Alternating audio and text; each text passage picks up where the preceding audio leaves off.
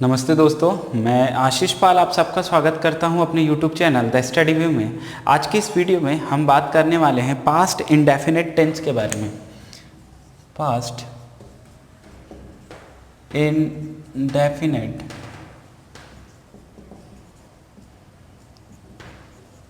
Tense.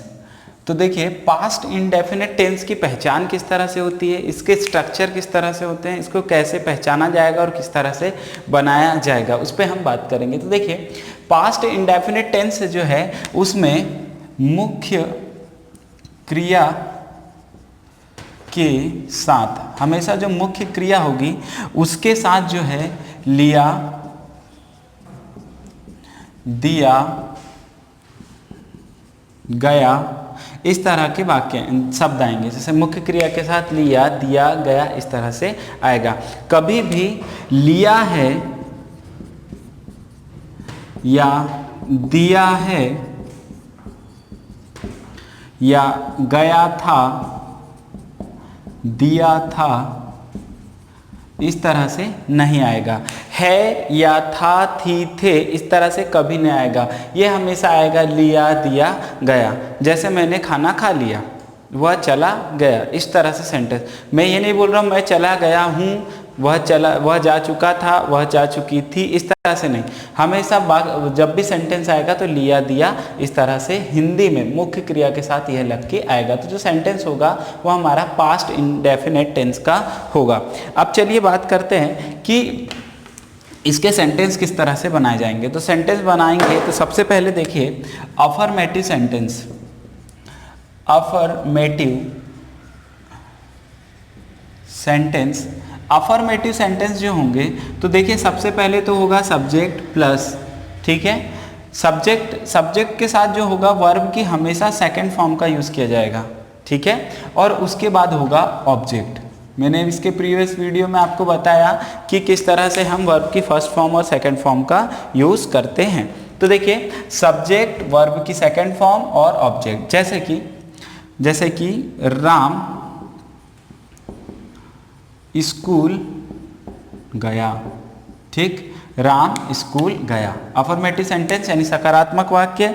तो इसको कैसे बनाएंगे? राम जाना, गो का second form went, Ram went to school. हमने फल खाए, हमने फल खाए, ठीक है। हमने फल खाए हैं या खाए थे इस तरह नहीं बोला है, हमने फल खाए। तो क्या होगा? वी, हमने, हम के लिए वी ईट मतलब खाना, उसका second form ate, we ate fruits, we ate fruits, हमने फल खाए, ठीक है। उसके बाद अगर और सेंटेंस हम बनाते हैं तो देखिए यहाँ पे राहुल रोया, तो इसका बनेगा राहुल, वीप मतलब रोना और इसका second form wept, Rahul wept, ठीक है फ्रेंड्स। मैंने, अगला सेंटेंस बनाते हैं, मैंने उसे गिफ्ट दिया, ठीक है। तो मैंने के लिए आई, देना मतलब गिव का second form give, I give him, लड़के को दिया है, I give him a gift, ठीक है फ्रेंड्स।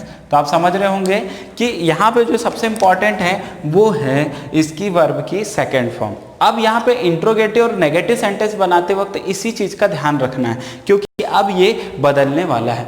अगर मैं यहीं पे बात करूं कि अगर हम यहाँ अफर्मेटिव सेंटेंस की जगह पे अगर नेगेटिव सेंटेंस बनाएंगे तो किस तरह से बनेगा। तो देखिए यहाँ पे नेगेटिव सेंटेंस की अगर मैं बात करूं, नेगेटिव, तो देखिए यहाँ पे स्ट्रक्चर होगा सब्जेक्ट प्लस, यहाँ पे हेल्पिंग वर्ब लगेगा डिड और साथ में लगेगा नॉट, और वर्ब की अब फर्स्ट फॉर्म का यूज होगा। बहुत इंपॉर्टेंट है कि यहाँ पे वर्ब की फर्स्ट फॉर्म, अभी तक हम सेकंड फॉर्म कर रहे हैं अफर्मेटिव सेंटेंस में, पर नेगेटिव सेंटेंस में हमें वर्ब की जो है वो फर्स्ट फॉर्म का यूज करना है और रिमेनिंग पार्ट जो हो जाएगा वो हो जाएगा हमारा ऑब्जेक्ट, ठीक है।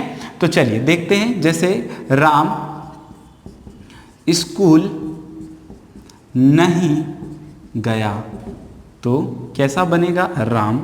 राम नेगेटिव सेंटेंस है तो second form Ram did not, और इसका शॉर्ट फॉर्म होता है डिडंट, पर उसे बाद में हम देखेंगे। Ram did not go to school, Rahul नहीं रोया, राहुल नहीं रोया, तो क्या होगा?